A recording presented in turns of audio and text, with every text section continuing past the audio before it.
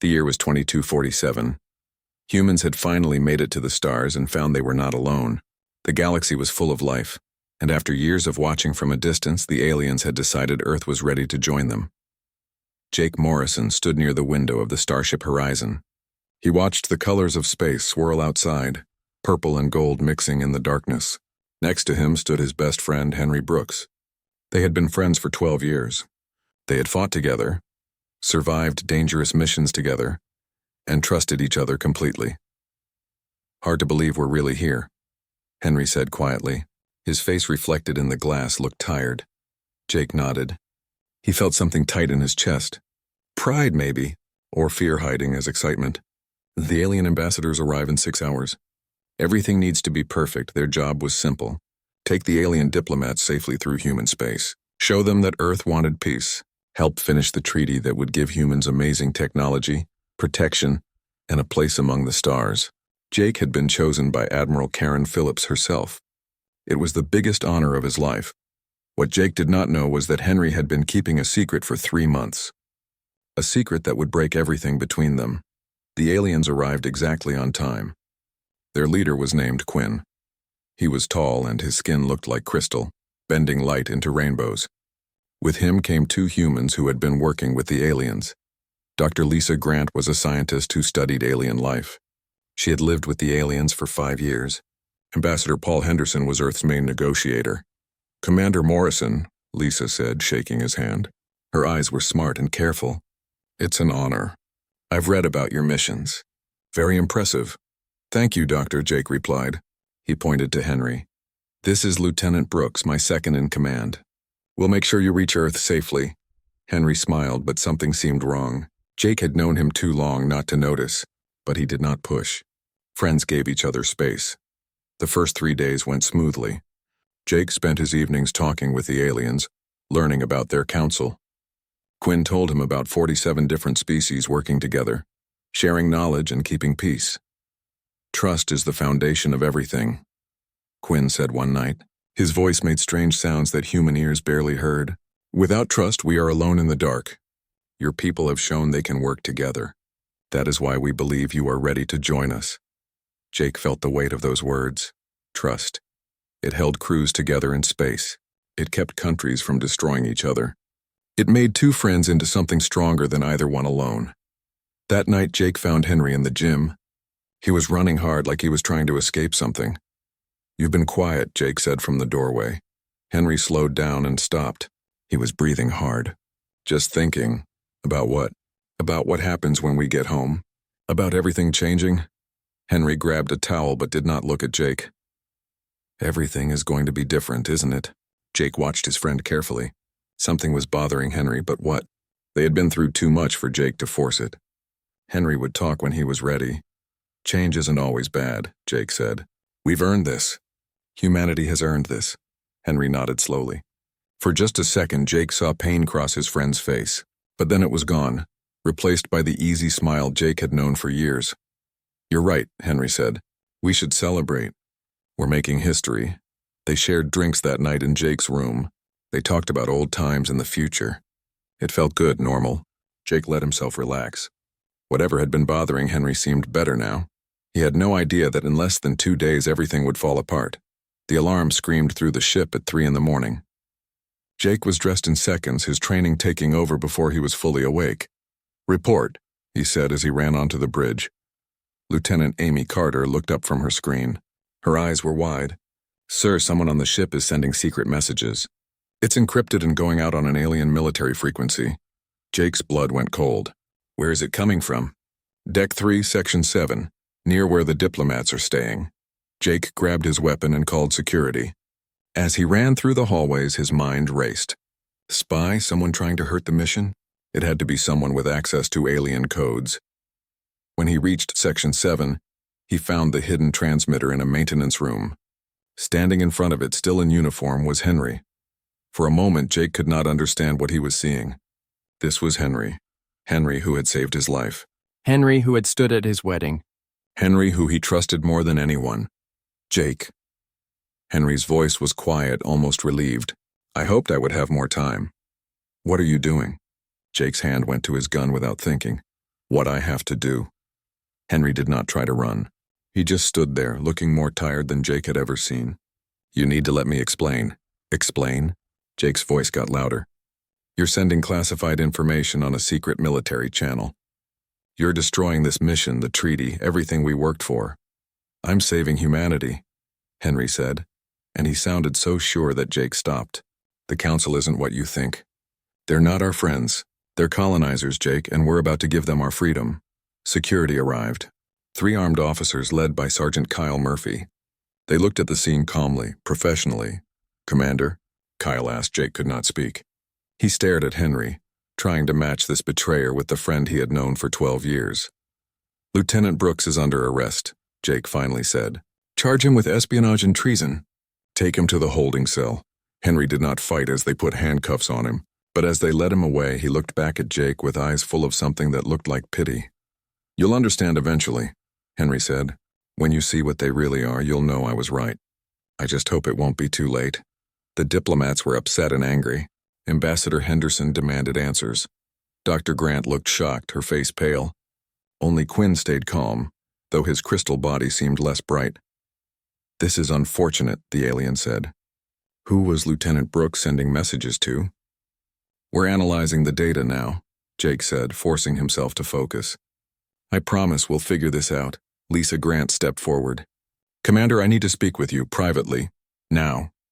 Something in her voice made Jake agree. They went to a nearby room, leaving the others behind.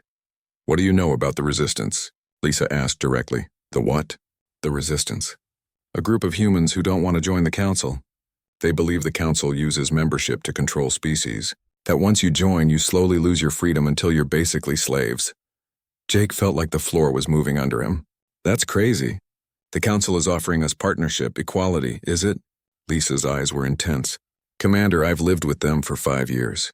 I've seen things that don't make it into official reports. The Council has thousands of rules, and they're all designed to make member species think like them. Worlds that resist get attacked by mysterious pirates or face economic problems. It's quiet control dressed up in nice words about unity. Why are you telling me this? Because you need to understand why Lieutenant Brooks betrayed you. He didn't do it for money or power. He did it because he believes he's protecting Earth. She leaned closer, and because you need to decide what you believe. Really believe, not what you've been told to believe. Jake went back to his room feeling lost. Everything felt wrong. He looked through Henry's files, reading years of good reports and medals. He searched for some sign that this betrayal was coming. There was nothing. Henry had been perfect. The perfect officer. The perfect friend, or had he been? Jake forced himself to remember the last few months. Henry had been different, distracted. There had been times he disappeared, conversations that stopped when Jake came in the room. Signs Jake had ignored because trust meant not questioning. Trust meant being vulnerable. And being vulnerable meant this. Standing alone, wondering if everything you believed was a lie. Jake looked at the secret messages Henry had sent. They were encrypted with human technology, not alien. Someone on Earth had made it to avoid alien detection. The messages went to coordinates in deep space, far from any human or alien settlement. Whoever Henry worked with was organized and hidden. Jake sat down heavily. Henry's words echoed in his mind. You'll understand eventually, but understanding required trust. And Jake's ability to trust had just shattered into 1,000 pieces. Ambassador Paul Henderson was a career diplomat. He had spent 40 years in interstellar politics. When Jake and Lisa showed him their evidence in his private quarters, he listened with the careful neutrality of someone trained never to show his thoughts. The files scrolled across the screen. Economic reports. Testimonies from former council member species. Military documents about council intervention in troubled worlds. Each piece painted a picture that contradicted the shiny image Earth had been sold. When they finished, Henderson was quiet for a long moment. Then he poured himself a drink and offered glasses to them. Jake refused. Lisa accepted. I know about the Resistance, Henderson said finally. The words hung in the air like a bomb. You know? Lisa's voice was barely a whisper. I've been aware of their activities for about 2 years. Earth intelligence has been monitoring them. Henderson took a sip. What surprises me is that you think this information is new. Jake felt the world shift again. You knew. You knew about the Council's methods, about what happens to member species, and you're still going forward with the treaty, because the alternative is worse. Henderson set his glass down carefully. Commander Morrison, Dr. Grant, I appreciate your idealism. I really do. But you're looking at this situation through a very limited view. Limited how? Jake's voice was sharp. You see the Council as oppressors. I see them as the only thing standing between humanity and extinction. Henderson pulled up a star map.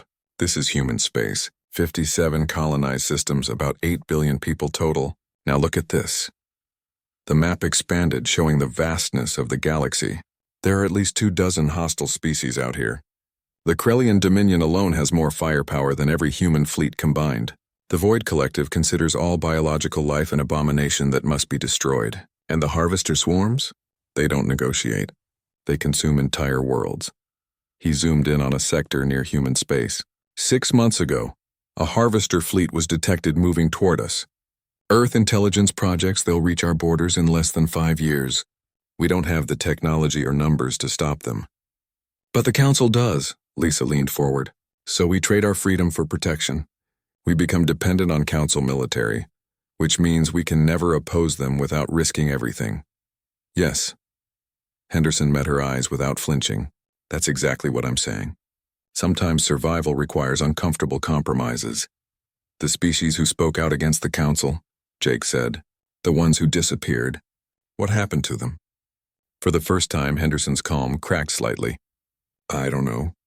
That's classified above my level, but I can tell you that every species that tried to leave Council protection was either destroyed by external threats or torn apart by internal conflict. The galaxy is not safe, Commander. The Council may not be perfect, but they maintain order in a universe that is fundamentally chaotic and hostile. So we're supposed to just accept this? Accept that we're signing away our independence because we're afraid? I'm asking you to accept reality. Henderson stood. The treaty will be signed. Earth's leadership made that decision after years of careful consideration. Your job, Commander Morrison, is to deliver us safely to Earth so that can happen. Whatever personal feelings you have are irrelevant. And if I refuse, then you'll be relieved of command and charged with mutiny. Lieutenant Brooks has already sealed his fate. Don't follow him down that path. Jake felt the weight of the choice pressing down. Everything Henderson said made logical sense.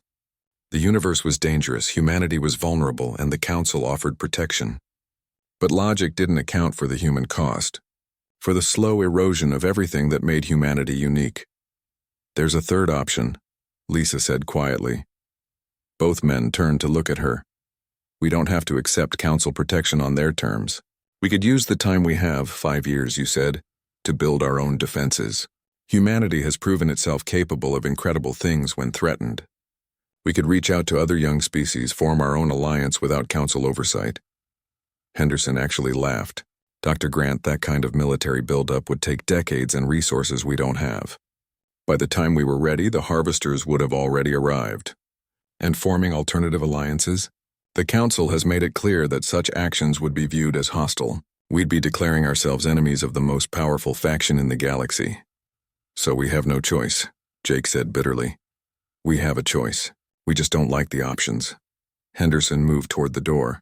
I'm going to pretend this conversation never happened. You're both good officers with distinguished records. Don't throw that away on idealistic rebellion that will accomplish nothing except your own destruction. The treaty will be signed with or without your cooperation. Make your peace with that. After Henderson left, Jake and Lisa sat in silence. The weight of inevitability pressed down like a physical force. He's not wrong, Lisa said finally. About the threats, I mean. I've seen the intelligence reports. The galaxy really is dangerous. But he's not completely right either, Jake replied. There has to be a middle path. Some way to ensure humanity's safety without surrendering our future. If there is, we have 5 days to find it. Jake made a decision. I need to talk to Henry again. And then I need to speak with Quinn. The Council representative? Jake, that's dangerous, I know. But if Henderson won't give us straight answers, maybe Quinn will. He found the alien in the observation lounge, watching the stars with an expression that might have been thoughtful if Jake could read alien faces. Commander Morrison, Quinn said without turning, I have been expecting you. You knew I would come? I have observed your species long enough to understand your nature.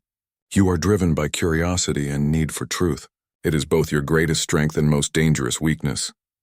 Quinn's crystal form shifted, light playing across his features. You wish to ask me about the Council's true intentions. Jake joined him at the window. I want to know if everything we've been told is a lie. What is truth, Commander? Is it objective reality? Or the story we tell ourselves to make sense of chaos? Quinn's voice held strange harmonics that seemed almost sad. The Council does seek to control member species, but not from malice, from necessity. The universe is old, and we have learned painful lessons about the cost of allowing young species to develop without guidance. What kind of lessons? 3 million years ago, the precursors achieved technological transcendence. They believed themselves gods, capable of reshaping reality itself. Their experiments tore holes in space and time, created weapons that could destroy stars. The scars from their arrogance still mark the galaxy. Entire sectors are lifeless because of them. Quinn turned to face Jake fully. The Council was formed by survivors of the precursor wars. Species who learned that power without wisdom leads only to destruction. We guide young species not to control them, but to prevent another catastrophe. By taking away their choice, by making them dependent on you, by teaching them patience, by showing them there are powers in this universe beyond their understanding, and some doors should never be opened. Quinn's voice grew firmer. Your species has already come close to destroying itself. Nuclear weapons, biological warfare, climate collapse. You reached for the stars while still children. Driven by curiosity you could not control. Without guidance, you will make the same mistakes the precursors made. So you're saying the Council knows what's best for us better than we know ourselves. I am saying you have not lived long enough to understand the consequences of your choices. The treaty is designed to keep humanity safe from external threats, yes, but also from yourselves. Jake felt anger rising. That's incredibly arrogant, perhaps, but it is also true. Quinn moved closer to the window. Commander, I do not expect you to accept this easily. Your species values independence above almost all else. But consider, every species that joined the Council still exists. Every species that refused our guidance has either destroyed itself or been destroyed by others. Which future would you choose for humanity? Jake had no answer. He left feeling more conflicted than ever. Henry was waiting in his cell with the patience of someone who had already accepted his fate. Quinn gave you the Council's perspective, Henry said. Let me give you another. The precursor story is real, but the Council doesn't tell you the rest. The precursors didn't destroy themselves through reckless experiments. They were destroyed by the Council's predecessors because they refused to submit to outside control. The Council has been using that story to justify their authority for millions of years. How do you know that? Because the Resistance found precursor ruins, real ones with intact data. The precursors weren't mad scientists playing God. They were peaceful species exploring the nature of reality, and the Proto-Council saw them as a threat. Jake's head was spinning. Every conversation added complexity, made truth harder to see. I don't know what to believe anymore, he admitted. Then believe in humanity's right to make our own choices, Henry said, even if they're wrong, even if they lead to disaster. That's what freedom means, Jake, the right to succeed or fail on our own terms. Jake left with those words echoing in his mind. Freedom versus safety, independence versus guidance, sovereignty versus survival. Jake did not sleep that night. At 6 a.m, he went to see Henry in the holding cell. His former friend sat with his arms crossed, looking resigned but not afraid. I knew you would come, Henry said as the energy barrier glowed between them. I want answers. Real ones. Jake kept his voice steady and professional. If he let his emotions show, he would lose control. Henry stood and walked closer to the barrier. Ask me anything. How long have you been working with this resistance? 8 months. I visited my sister on Mars and met someone who showed me classified files. Real files, not the cleaned-up versions the Council gives Earth's leaders. Jake felt anger flash through him. Your sister, Captain Nicole Brooks, head of Mars Security. She's part of this? She recruited me. Henry's voice had no apology in it. She had access to intelligence reports that Earth Command buried. Reports from species who joined the Council and lost everything. The Tal'Mari had the richest culture in their sector. Amazing art and philosophy. 5 years after joining the Council, their economy collapsed because they depended completely on Council trade. Now they're just laborers mining rocks for the Council. That's one example. One isolated case, and it's not isolated, Jake, it's the pattern. The Council finds promising species, offers them the galaxy, then slowly destroys everything that makes them unique. They call it integration. I call it cultural murder. Jake wanted to argue, to say Henry was wrong, but he thought about Lisa Grant's warning, about the doubt he had seen in her eyes. Even if that's true, Jake said slowly, what gives you the right to make this decision for all of humanity? To sabotage our future? I'm not sabotaging it. I'm trying to save it. Henry pressed closer to the barrier. Jake, listen. The transmission wasn't just sending data to the Resistance. It was sending evidence to everyone. To you, to Earth Command, to the public. Proof of what the Council really is. The Resistance has been gathering it for years, waiting for the right time to release it. And you decided this mission was that time. The treaty signing is in 5 days. Once Earth signs, we're bound by Council law. There's a part buried in Section 12 that gives the Council authority to interfere in Earth's internal affairs if they think it's necessary for galactic security. Do you understand what that means? We'd be giving them legal permission to control us. Jake pulled up the treaty on his tablet. He had read it 3 times already, but now he looked at Section 12 carefully. The language was complicated, full of diplomatic talk, but as he read through it, he saw what Henry meant. The provision was vague enough to justify almost any interference. This could just be standard diplomatic language, Jake said, but his voice had no conviction. Or it could be a trap. Henry's eyes locked on his. Jake, I know you're angry. I know you feel betrayed, but ask yourself this. Why did they choose you for this mission? Why specifically you? Admiral Phillips said it was because of my record. Admiral Phillips supports the Council completely. She's been working with them for years, pushing for full integration no matter what. She chose you because you're loyal, because you follow orders, because you wouldn't question things. Henry paused.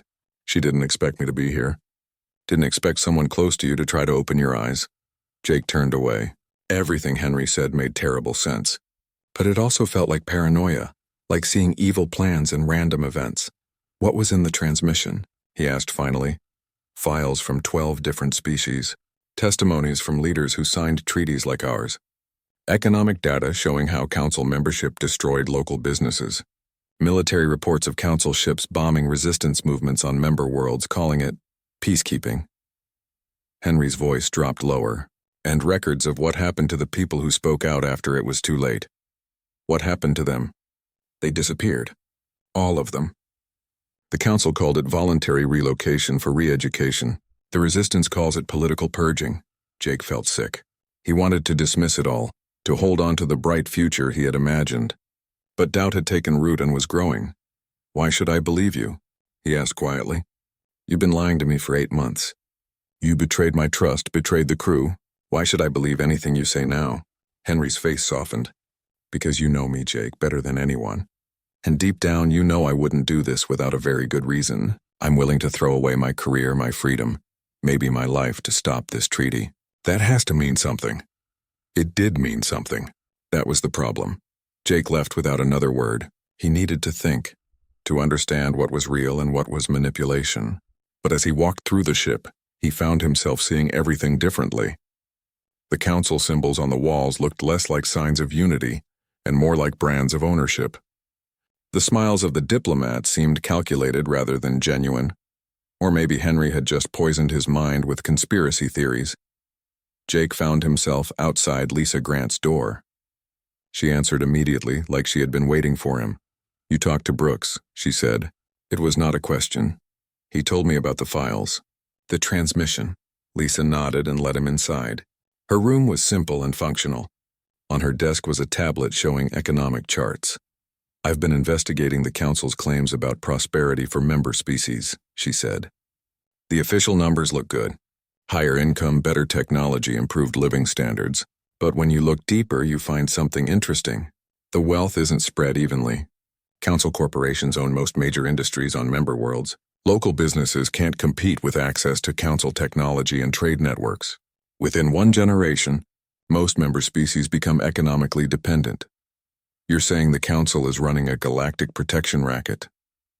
I'm saying the Council is very good at making their control look like partnership. And once you're in, it's almost impossible to leave. 3 species have tried to withdraw their membership in the last 100 years.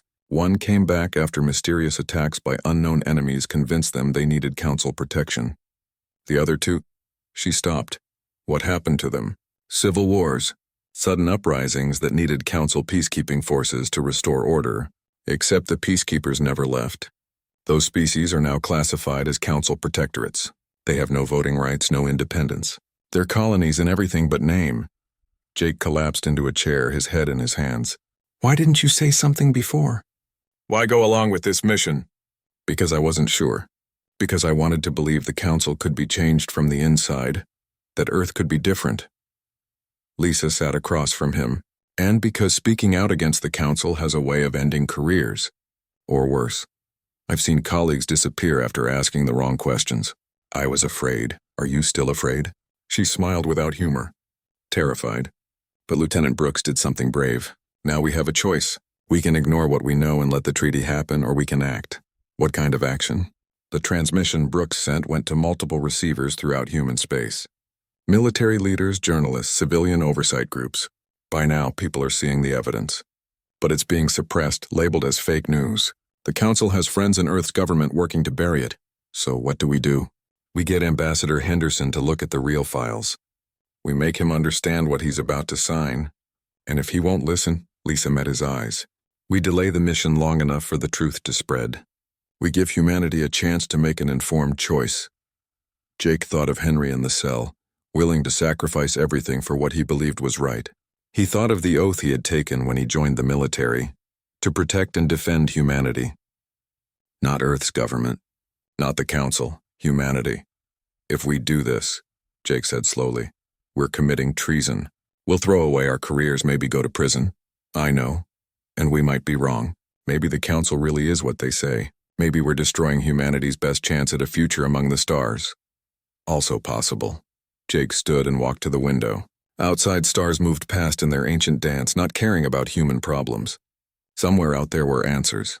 Truth buried under layers of diplomacy and careful words. But truth required trust, and trust required faith. Faith in Henry, in Lisa, in his own judgment even when it went against everything he had been taught. Set up a meeting with Henderson, Jake said finally. Show him everything. Let him decide. Lisa nodded, relief clear on her face. And if he refuses to listen? Jake's jaw tightened. Then we find another way. 2 days from Earth, Jake made his decision. He called an emergency meeting in the main conference room. Everyone important was there. Ambassador Henderson, Dr. Lisa Grant, Quinn, and through a secure video link, Admiral Karen Phillips herself. Henry stayed in the cell, but Jake had his testimony recorded and ready to show. I'm not going to let this treaty be signed without humanity knowing the full truth, Jake announced. Henderson's face darkened. Commander Morrison, we discussed this. No, you told me what to do. Now I'm using my authority as commanding officer of this ship. Jake turned on the main display. For the past 2 days, I've been analyzing every piece of information available. Council records, resistance intelligence, independent reports from species both inside and outside Council membership. And I've reached a conclusion. This is mutiny, Admiral Phillips said from the screen, her voice cold as ice. This is my duty, to protect humanity, not to blindly follow orders. Jake looked at each person in the room. The Council isn't lying about the threats we face. The harvester swarms are real and they are coming, but the Council isn't being completely honest about their methods either. Every promise of partnership comes with strings attached. Every piece of technology they share has hidden dependencies. They're offering us a cage, a very comfortable cage, but a cage nonetheless. Quinn's crystal form seemed to dim. You reject our offer of protection? I reject the price you're demanding. But I'm not rejecting cooperation entirely. Jake pulled up a new document. This is a counter-proposal. A defensive alliance rather than full Council membership. Humanity will work with the Council to address mutual threats like the Harvesters. We'll share research and coordinate military operations, but we maintain our independence. We make our own laws, control our own economy, and keep the right to leave the alliance if we choose. Henderson leaned forward, studying the proposal with professional interest. The Council will never agree to this. Maybe not. But we have something they want, our uniqueness. Humans think differently than Council species. We solve problems in ways they don't expect. We're valuable precisely because we're not like them. Jake looked at Quinn. You said the precursors were destroyed because they were seen as a threat. Don't make that same mistake with us. Let us be your partners, not your subjects. Quinn was silent for a long moment. His internal light pulsed in patterns Jake couldn't understand. Finally, he spoke. Your proposal is unexpected. The Council is not accustomed to negotiating from a position of equality with younger species. Then maybe it's time the Council learned to adapt. You talk about guiding young species, but guidance isn't the same as control. If you truly want us to grow, you need to let us make our own choices. Admiral Phillips interrupted. Commander Morrison, even if the Council agreed to consider this proposal, which I think is highly unlikely, you're still guilty of insubordination and potentially treason. Lieutenant Brooks corrupted you with his extremist ideology. Lieutenant Brooks opened my eyes to possibilities I wasn't considering, but this decision is mine. Jake straightened. Admiral, with respect, this is bigger than military chain of command. This is about humanity's future, and I refuse to let that future be decided by fear. Then you're relieved of command, effective immediately. Security will place you in confinement until we reach Earth, where you'll face court-martial. But before the security team could move, Lisa Grant stood. I'm refusing that order. Henderson turned to her in shock. Dr. Grant, I'm a civilian contractor, not military personnel. I don't answer to Admiral Phillips. Lisa looked at other crew members present, and I think Commander Morrison is right. We deserve a choice. All of humanity deserves a choice. One by one, other crew members stood. Amy Carter from Navigation, Kyle Murphy from Security, even some of Henderson's own diplomatic staff. Not everyone, but enough. Admiral Phillips's face was like stone. This is mutiny. This is democracy, Jake corrected. We're not overthrowing Earth's government. We're asking for the chance to present all the facts to the people before an irreversible decision is made. Put it to a vote. Let humanity decide if they want council membership, a limited alliance, or to face the universe alone. Whatever they choose, we'll support it. But let them choose, Quinn's voice cut through the tension. Commander Morrison, your passion is admirable, but you ask for something the Council has never granted. I'm asking you to trust us, to believe that humanity can grow into something valuable to the galaxy, but only if we're allowed to do it our own way. Jake met the alien's crystal gaze. You said trust is the foundation of civilization. Prove it. Trust us to make the right choice, even if it's different from what you would choose. The silence stretched. Admiral Phillips looked ready to order the ship seized by force. Henderson's diplomatic mask had cracked, showing something that might have been hope or fear. The crew waited, caught between duty and belief. Finally, Quinn spoke. I will present your proposal to the Council. I make no promises, but your words have merit. Perhaps we have forgotten what it means to truly trust another species with their own destiny. And if the Council refuses? Henderson asked. Then we face the harvesters on our own, Jake said. We'll have 5 years to prepare. Maybe we'll succeed, maybe we'll fail. But it will be our choice, our struggle, our victory or defeat, and that matters more than any amount of security. The ship continued toward Earth, but everything had changed. Jake spent the rest of the journey working with Henderson and Lisa to refine the counter-proposal. They got feedback from Earth's civilian leadership and independent experts. Henry was released from the cell, though he stayed under observation. You took a big risk, Henry said as they stood together on the observation deck one last time before arriving at Earth. I learned it from you, Jake replied. Turns out trust goes both ways. You trusted me enough to risk everything to open my eyes. I had to trust humanity enough to let them decide their own fate. What if they choose council membership anyway? What if they decide safety is worth the price? Then that's their choice. At least it will be an informed one. The ship dropped out of faster-than-light travel into Earth orbit. The blue planet hung before them. Beautiful and fragile and full of billions of people who didn't yet know their future hung in the balance. 3 weeks later, after intense debate and global votes, humanity made its choice. Not full council membership, not complete isolation, but the middle path Jake had proposed. A defensive alliance that preserved independence while providing mutual protection. The council accepted, though not enthusiastically. Quinn explained that Jake's passionate defense of human autonomy had resonated with several council members from species who remembered their own struggles to maintain identity within the collective. The vote had been close, but ultimately the council chose to experiment with a new kind of relationship. The harvesters still loomed on the horizon. The universe remained dangerous, but humanity would face it on their own terms, as free beings choosing their own path. Jake stood in Admiral Phillips's office expecting court-martial. Instead, she looked at him with something that might have been respect. "You gambled everything on an idealistic hope," she said. "It could have destroyed humanity's chances at survival." "Yes." "Ma'am, it could have triggered a war with the Council." "Yes, ma'am. And you did it anyway because you believed it was right." Jake met her eyes. "Yes, ma'am." Phillips smiled slightly. "You're exactly the kind of officer humanity needs going forward." Promoted to captain and assigned to lead the Joint Human Council Defense Initiative. Don't make me regret this. As Jake left her office, he found Henry waiting in the corridor. "So," Henry said, "Captain Morrison has a nice ring to it. I couldn't have done it without you, without your willingness to betray my trust to serve a greater truth." Henry shook his head. "I didn't betray your trust, Jake. I honored it. I trusted you enough to believe you'd see past your conditioning and understand what I was really trying to do.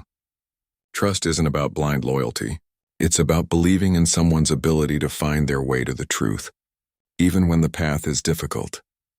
They walked together toward the exit, two friends who had survived the breaking and remaking of their bond. "Why do we betray trust?" Jake said thoughtfully. "Maybe because sometimes trust needs to be challenged to be real. Maybe because loyalty to a higher principle sometimes looks like betrayal to a lower one. Or maybe," Henry said, "because the hardest thing about trust is knowing when to follow it and when to question it, and the only way to learn that is by getting it wrong sometimes." Jake thought about the Council, about humanity's choice, about all the species across the galaxy struggling with the same questions. In the end, perhaps trust wasn't about certainty. It was about the courage to remain vulnerable even after being hurt, to keep believing in the possibility of connection even when every logical reason said to close yourself off. The stars awaited, full of danger and promise, and humanity would face them not with the false security of submission, but with the terrifying freedom of choice. It was the most human thing they could do. 6 months had passed since the treaty was signed, the new kind of treaty, the one that kept humanity free. Jake stood on the bridge of his new command, the starship Unity. It was the first joint Human Council vessel, designed to patrol the borders and prepare for the coming threat. The crew was mixed, humans, Solari like Quinn, and 3 other Council species. It was an experiment in cooperation without domination. The view screen showed a slice of deep space where the harvester swarms had last been detected. They were still coming, still moving toward human space with relentless purpose. But now humanity was ready, or at least getting ready. Henry Brooks stood beside him as first officer. After everything that happened, Jake had insisted on having him there. Trust, real trust, meant working together even after betrayal, especially after betrayal.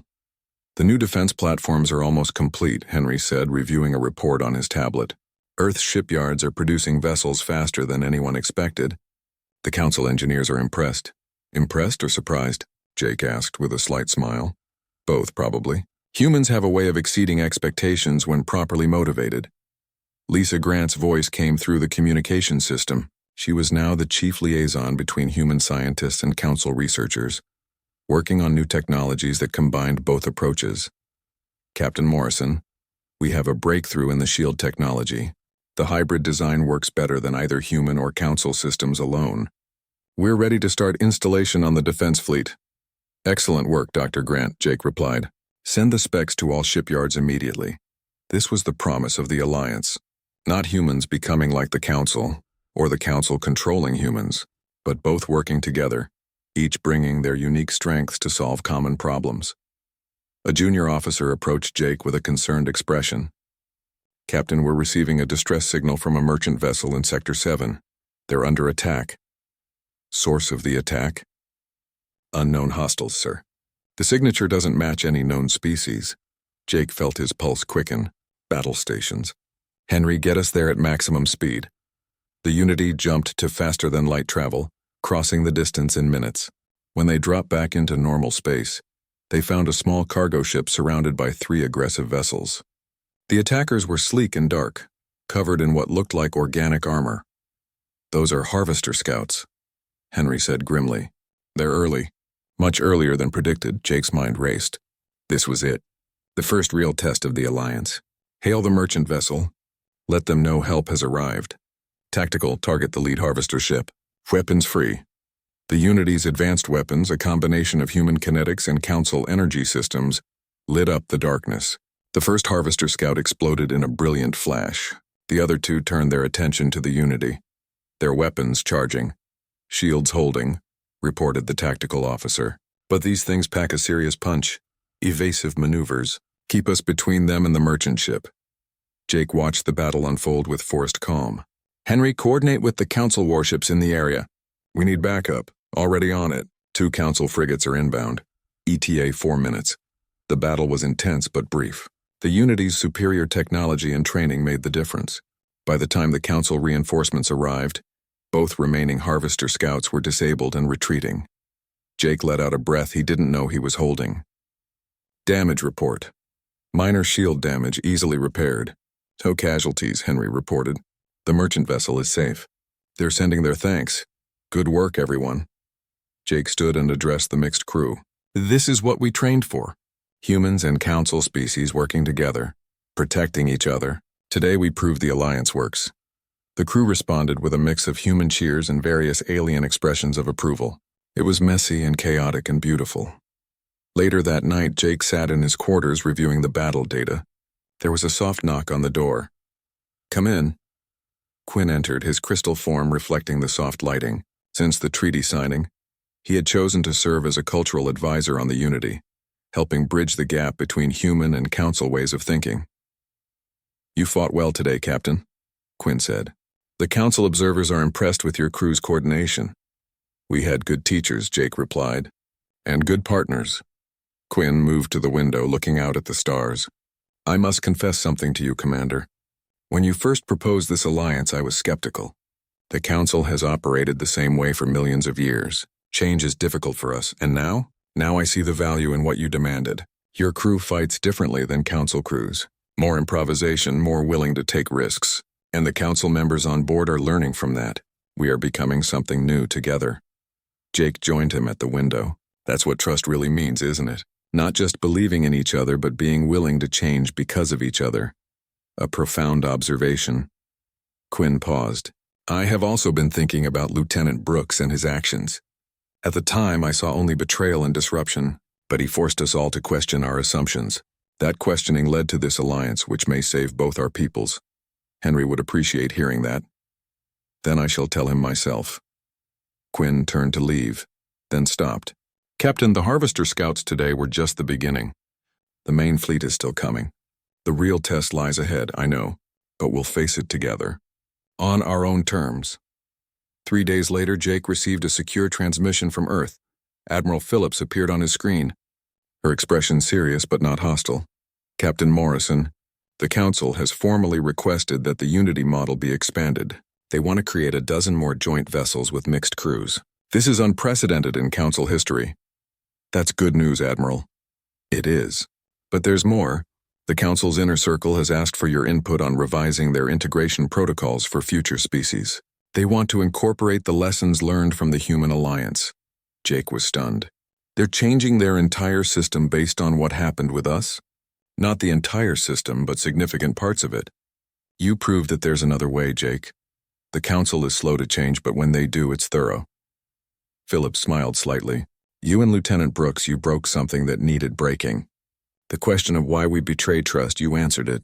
Sometimes betrayal is the only way to reach a deeper truth. After the call ended, Jake found Henry in the observation lounge. His friend was watching Earth rotate slowly in the distance, a blue jewel against the black. Admiral Phillips says the Council is changing their policies, Jake said, sitting beside him. Because of us, because of you, Henry corrected. I just lit the fuse. You're the one who shaped the explosion into something constructive. We did it together. That's the point. Jake looked at his friend. I've been thinking about trust a lot lately. About what it means, what it costs. And what conclusions have you reached? That trust isn't a static thing. It's not something you give once and it stays the same forever. It's dynamic, living. It has to be tested and broken and rebuilt to be real. Jake paused. When you betrayed my trust on the horizon, I thought everything between us was destroyed. But what actually happened was the opposite. Our friendship got stronger because it survived being broken. Henry nodded slowly. The psychology behind broken bonds. We betray trust because sometimes the bonds need to break to become stronger, like bones that heal thicker after a fracture. Or like humanity needing to break away from Earth to truly grow up, Jake added. We had to risk everything. Trust our own judgment over the Council's wisdom to become worthy partners instead of dependent children. Do you think it will work? Long term, I mean. Can this alliance survive when things get really hard? Jake thought about the harvester fleet coming toward them, about the challenges that lay ahead, about the fact that humans and Council species were still learning to understand each other. I don't know, he said honestly, but that's what makes it real. If it was guaranteed to work, it wouldn't require trust. Trust only matters when there's risk involved. Henry smiled. When did you become a philosopher? When I got promoted and had more time to think, Jake laughed. Then he grew serious. Henry, I need to know something. That night when you were sending the transmission, when I caught you, were you afraid? Terrified. Not of getting caught, but of losing your friendship forever, of the possibility that you'd never understand why I did it. Henry met his eyes. But I trusted that if you were really my friend, if our bond was really as strong as I believed, you'd eventually see the truth. That trust was the only thing that kept me going. It was warranted. The trust, I know. That's why we're still here. They sat in comfortable silence, watching their home planet turn. Somewhere out there, the harvesters were coming. Somewhere out there, the future was unwritten and uncertain, but they would face it together, with all the strength that came from trust that had been broken and rebuilt. A week later, the Unity received new orders. They were to lead an expedition into deep space, searching for other young species that might join the Alliance. The Council wanted to extend the new model, to see if what worked with humanity could work with others.